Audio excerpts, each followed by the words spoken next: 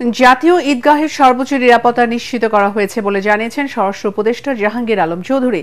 ঈদ জামাতকে কেন্দ্র করে কোনো রকম হুমকি নেই জানিয়ে ডিএমপি কমিশনার বলেন, নগরবাসীর নিরাপত্তায় রয়েছে 500 পেট্রোল টিম, বসানো হয়েছে সিসি ক্যামেরা ও তল্লাশি চেকপোস্ট।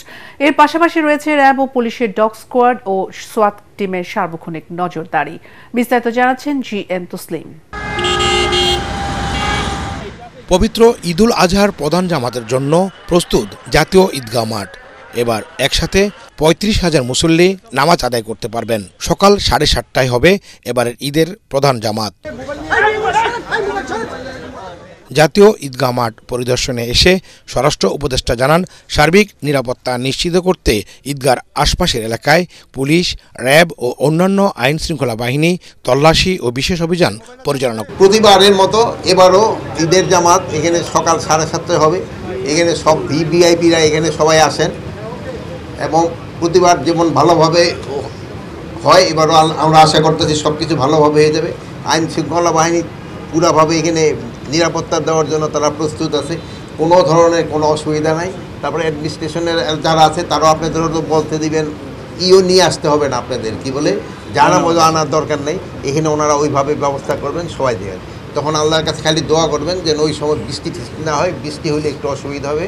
ওয়ালটন আবারও মিলিয়নিয়ার অফারে ওয়ালটন ফ্রিজ কিনে আপনিও হয়ে যেতে পারেন মিলিয়নিয়ার। বৃষ্টি হলে জামাতটা আবার চলে যাবে, আমাদের বাইতুল মুকাররমে। তা আমাদের জন্য প্রস্তুতি সব আল্লাহ দিলে খুব ভালো আছে, কোনো ধরনের কোনো অসুবিধা নাই এবং পুরা দেশের নিরাপত্তার জন্য আমাদের পর্যাপ্ত সংখ্যক আইন শৃঙ্খলা বাহিনী রয়ে গেছে যেন সবার নিরাপত্তা থাকে। যদি কোথাও মামলা না নেয় তাদের ক্ষেত্রে ব্যবস্থা নেওয়া হবে। অনলাইনে এই জিডি করার জন্য সিলেট ডিভিশনটা প্রথমে আমরা নিছি।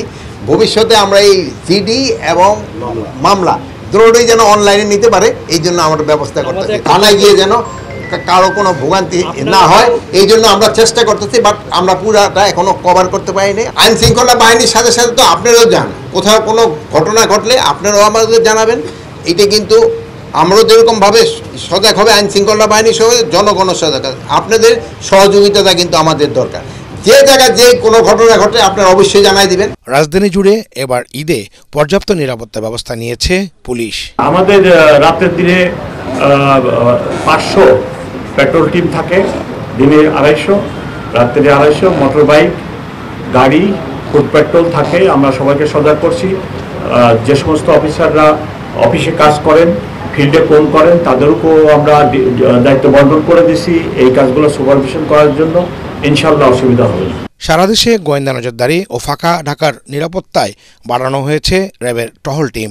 খবর বা গোয়েন্দা ইনফরমেশন আমরা আগে থেকে পাচ্ছি, যেমন রংপুরে অলরেডি 13 জনকে আটক করা হয়েছে, সিলেটে এরকম মলম পার্টিকে আটক করা হয়েছে এবং এই সমস্ত অ্যাকশনের মাধ্যমে সারা দেশে একটা মেসেজ যাচ্ছে যে যারা এই ধরনের অপকর্মের সাথে জড়িত তাদেরকে কোনোভাবেই ছাড় দেওয়া হবে না।